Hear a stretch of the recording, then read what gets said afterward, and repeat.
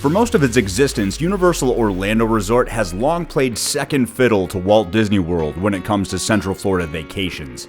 And although the narrative has shifted in recent years with more guests favoring Universal over Disney, the one thing Universal has been able to hold over Disney's head for many years now is the thrill factor, as Universal Orlando boasts some of the most immersive, thrilling, and intense roller coasters you'll find anywhere in the world.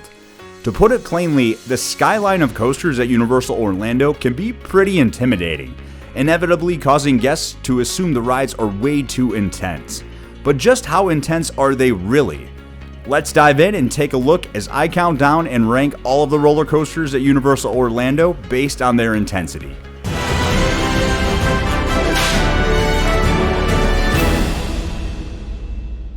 Just FYI, the countdown is ordered from least to most intense, and the rankings are mostly based on the level of G-force experienced on a given ride. So although intensity is usually a fairly subjective term, I tried to be as objective as possible with this list.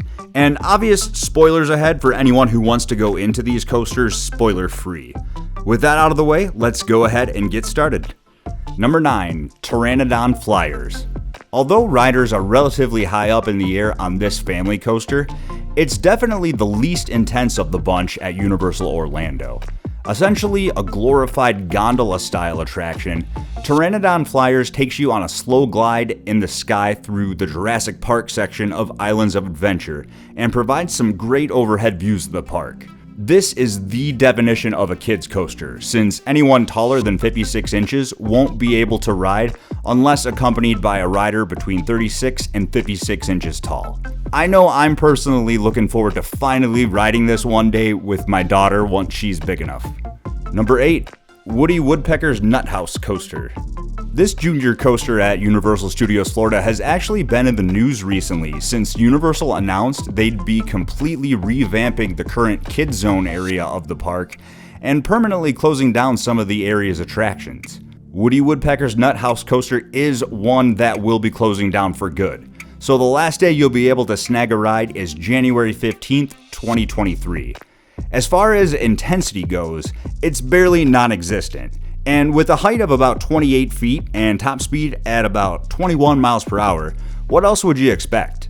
It's a great first coaster for the kiddos, but that's about it.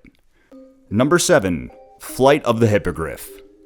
Another junior coaster, this one has just a bit more zip to it than Woody's Nut House Coaster, but not by much, as it has a height of about 43 feet and top speed of about 28 miles per hour.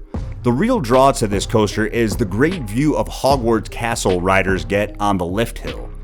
And since this one's located in the Wizarding World area at Islands of Adventure, it garners much higher wait times than a coaster like this would typically receive at any other park. So be prepared to wait if it's a must-do for the Harry Potter fan in your group. Speaking of Harry Potter, at number 6 we have Harry Potter and the Escape from Gringotts. Located in the Diagon Alley part of the Wizarding World at Universal Studios Florida, Escape from Gringotts has one of the most visually stunning queue lines in the world. And the ride itself skirts the edge of actually being considered a roller coaster, since it's primarily a screen-based 3D dark ride at its heart. The ride vehicle, however, is in fact on roller coaster track, and you do experience an initial tilt track drop down into the dark tunnels of Gringotts Bank. The darkness and maneuverability of the ride vehicles are what makes this ride seem more intense than it actually is, as you'll find yourself spinning around every which way in some parts, tilting left and right, and even upward and downward throughout the ride experience. Universal doesn't list an official height or speed for the ride, but the largest drop is estimated to be around 30 feet, with a top speed of anywhere from 20 to 35 miles per hour, depending on who you ask. Overall, it's arguably the most popular ride at Universal Studios Florida, and should be just the right amount of intensity for the whole family to enjoy. And bonus tip, if you're looking to save a lot of time, go ahead and utilize the single rider line if it's open. I've personally had many walk-on rides doing this, even though the standard wait times are consistently over an hour long.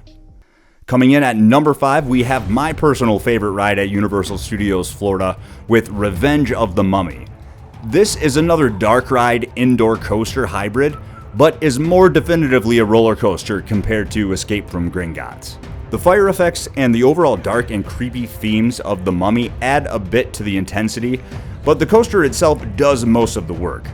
There's a small backward drop section that catches riders off guard, followed by the ride vehicle doing a full 180 on a turntable track as riders face the Mummy head-on and experience the most intense moment of the ride as you accelerate from 0 to 40 miles per hour on the launched lift hill. And the largest drop on the coaster is a very modest 39 feet that shouldn't ruffle too many feathers. But again, the darkness and various ride elements are what makes this ride shine. And a great thing to note is that the ride just underwent a lengthy refurbishment this year in 2022, so if you want to know all about the changes made, I have a video discussing the improvements, so I'll go ahead and leave a link for that down in the description. Coming in at number 4 is Hagrid's Magical Creatures Motorbike Adventure at Islands of Adventure. It might be a bit controversial to rank this coaster as more intense than Revenge of the Mummy, but the numbers on this one simply don't lie. Not only do riders experience a stronger amount of G-force, but the variety of elements this coaster has makes it truly one of the most unique experiences in the entire world. The coaster features 7 different launches, which is the most on any coaster in the world, one of which is a backward launch, which yes, means there is an entire backward section of this coaster, following a hidden 65-foot tall vertical spike element that can only be seen while riding. The backwards section takes you into a show building that features the most unexpected moment of the coaster, which is the drop track. Riders will fall 17 feet as they prepare for the final launch, which boosts up to the coaster's top speed of 50 miles per hour. Now, if all that sounds too intense for you, it's completely understandable, but if there was ever a single roller coaster out there that I would urge anyone to ride and break out of their comfort zone, it would be Hagrid's, as I've never seen anyone exit the ride without having a smile on their face. Alright, now real quick before we get into the big top 3 guys, if you're enjoying the video, can you do me a huge favor and hit the thumbs up, as it really helps the channel grow and allows the content the ability to reach a larger audience. Now on to number 3, we have Jurassic World Velocicoaster, aka my favorite roller coaster in the entire world. Now this spot might be surprising to some, since Velocicoaster is arguably the most intimidating coaster from a visual standpoint, with its menacing black steel track and its ominous 155-foot top hat looming across the lagoon at Islands of Adventure. But it's actually not as intense as you might think from a straight positive G-force perspective.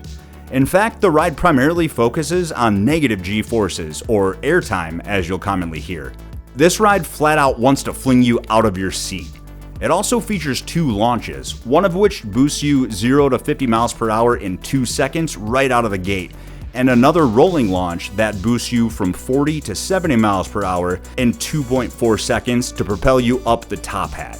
The coaster also features 4 inversions, including the final Mosasaurus roll that literally tries to launch you out of your seat right into the lagoon, and is arguably the single best inversion on any roller coaster in the world. Now yes, that all might sound really intense, but to put things into perspective, this is also my wife's favorite coaster, and she generally doesn't like roller coasters at all. Seriously, name another roller coaster at any other park other than Universal or Disney parks, and she will not have any part of it. I personally can't believe she even prefers it over Hagrid's.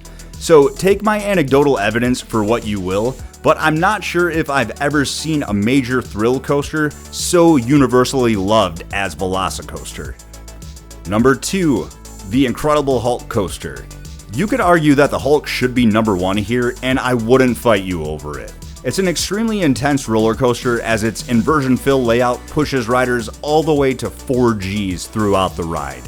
When the positive Gs get that high, it can cause some riders to experience blurred or static vision, otherwise known as graying out. So if that's something you've never experienced before on a coaster, don't be alarmed if you notice that sensation on the Hulk, as it happens to a lot of riders. The coaster itself features a total of 7 inversions and is yet another coaster on the list that has a launched lift hill, which is my absolute favorite part of the ride, as you accelerate up to 40 miles per hour in 2 seconds and immediately get thrown into the first inversion, which is a 0 G roll. Due to its green and menacing look, You might think the coaster is taller than it is, but it only comes in at 112 feet tall with a 105-foot drop, so not too crazy when it's all said and done, but does have a top speed of 67 miles per hour to wake you up in the morning. And I have to mention, from just an overall comfortability standpoint in regard to the coaster's track, trains, and restraints, Velocicoaster provides a much more enjoyable ride experience compared to the Hulk. On a personal note, my wife will ride this one, but usually not more than once on any given trip. She doesn't exactly love it by any means, but will tolerate it. And it's also another one I'd recommend using the single rider line if it's available. Alright, finally on to number 1, it's the world famous, or should I say infamous, Hollywood Rip Ride Rocket at Universal Studios Florida. At its strongest point, the ride pulls 4.18 Gs, which is more than the Hulk pulls, and why I ultimately put it at number 1. But the Hulk might have more sustained moments of positive Gs throughout its layout, so tomato tomato, I guess. Standing at 167 feet tall with a top speed of 65 miles per hour and an intimidating vertical lift hill, it shouldn't be a secret that Rip Ride Rocket is an intense roller coaster, and again, just like the Hulk, can cause riders to gray out throughout the layout, particularly right after the first drop going into the world's first non-inverting loop, and later on in the ride with the various helixes. This coaster definitely has earned a bad reputation as being a pretty rough and unenjoyable ride as a whole, which is also how I viewed it for a good 7 years or so, but for whatever reason my rides in 2022 have been super enjoyable and way more comfortable than I ever remember. I feel like I almost owe Rip Ride Rocket an apology for talking smack about it for so long. My wife, on the other hand, will never ride this coaster ever again, and will tell you it's her least favorite she's ever been on. So of course, take all that with a big grain of salt, but hopefully this list has provided you with some useful insight that'll ultimately help you make the most well-informed decisions for you and your family on your next vacation to Universal Orlando. Which, if you do have an upcoming Universal trip or are considering one in the future, I recommend watching this video, which will help with all that trip prep. And of course, thank you so much for watching, guys. I've been Mike with Trout Takes, and we'll see you all real soon.